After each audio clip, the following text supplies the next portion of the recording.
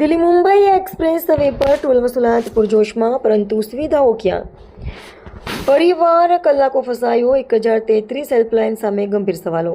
Delhi Mumbai express way પર વાહન ચાલકો પાસેથી ટોલ ટેક્સ વસૂલવામાં તંત્ર કોઈ કચાશ રાખતું નથી, પરંતુ જ્યારે રસ્તા પર વાહન ચાલક મુશ્કેલીમાં મુકાય ત્યારે ઇમરજન્સી સુવિધાઓ ક્યાં ગાયબ થઈ જાય છે? આ સવાલ હવે માત્ર સવાલ રહ્યો નથી, પરંતુ ટોલ ભરતા વાહન ચાલકોની ગંભીર ફરિયાદ બની રહ્યો છે.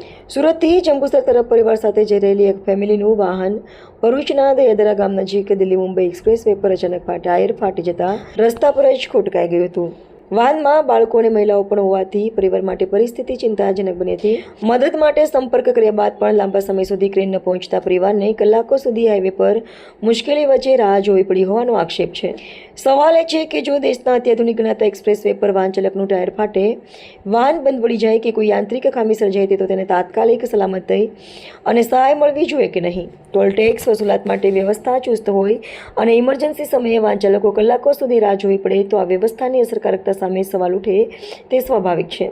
સૌથી ગંભીર આક્ષેપ 1033 હેલ્પલાઇનને લઈને થઈ રહ્યો છે. વાહન ચાલક માટે ઇમરજન્સીમાં મદદ મેળવવાનું આ માધ્યમ છે, પરંતુ ફરિયાદકર્તાઓનો આક્ષેપ છે કે ફોન કર્યા બાદ પણ સ્થળ પર સમયસર ક્રેન અથવા જરૂરી સહાય પહોંચતી નથી. જો હેલ્પલાઇન પર કોલ કર્યા પછી પણ મુશ્કેલીમાં ફસાયેલા વાહન ચાલકોને પોતે જ કલાકો સુધી રાહ જોવી પડે તો આ હેલ્પલાઇનનો વાસ્તવિક હેતુ શું છે? ખાસ કરીને રાત્રિના સમયે કોઈ હાઈવે પર વાહન ખોટકાવું અત્યંત જોખમી બની શકે છે.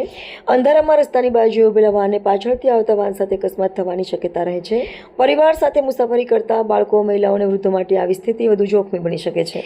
આવી પરિસ્થિતિમાં એક મિનિટ મહત્વની હોય છે, ત્યારે કલાકો સુધી મદદની રાહ જોવી પડે તે ગંભીર બેદરકારી ગણાય કે નહીં તે અંગે જવાબદાર તંત્રએ સ્પષ્ટ જવાબ આપવો જોઈએ.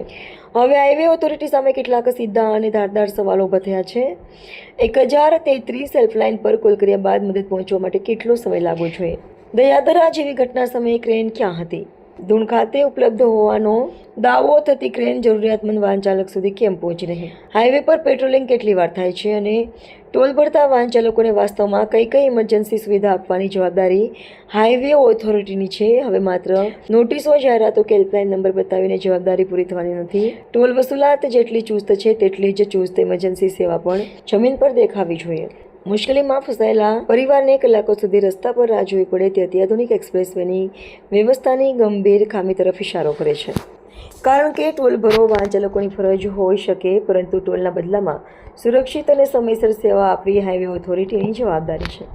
તમારો પૃથ્વીરાજભાઈ, આ જે ક્રેન પડેલી છે અહીંયા આગળ કેટલા સમયથી પડેલી છે? અહીંયા 1 મહિનાથી પડેલી છે. 2 મહિનાથી પડેલી. 2 મહિનાથી પડેલી છે. આવી બંધ હાલતમાં જ પડેલી છે. તો અહીંયા આગળ કોઈ લોકો ફસાઈ જાય છે તો એને કોણ લઈને આવે છે? એવું તો કોણ કામ કરે છે? એ ખબર નહીં. શું નામ છે તમારું? મારું નામ ઇમરાનભાઈ છે. હું 4 વ્હીલર ગાડી લઈને વાંસદા લગ્ન પ્રસંગમાંથી પાછો આવી રહ્યો હતો અને દયાદરા પાસે મારો ગાડીનું ટાયર બ્લાસ્ટ થયું અને પછી 7:30 આ બનાવ બન્યો મારે સાથે અને હેલ્પલાઇન નંબરમાં મેં કોન્ટેક કર્યા તો 12:30 વાગ્યા સુધી મને કોઈ સુવિધા મળી નથી હાઈવે પર. અને મારે પછી પ્રાઇવેટ ક્રેન્કવાળાને બોલાવીને મારી ગાડીને ટ્રો કરાવીને અહીંયા માતરના ટોલ ઉતરતા હાઈવે ઉપર ગાડી ડ્રોપ કરી છે. હવે તમે ટેક્સ ચૂકવો છો, હા. તેની સામે તમે આ સુવિધા વિશે શું કહેવા માંગો છો? આ ટેક્સ અમે ગાડીનો ભરીએ છીએ હાઈવે માટે, પણ કોઈ જાતની સુવિધા મળતી નથી સાહેબ. સરકારને શું કહેવા માંગો? સરકારે આટલો મોટો ઇન્ટરનેશનલ હાઈવે બનાવ્યો છે શેના માટે?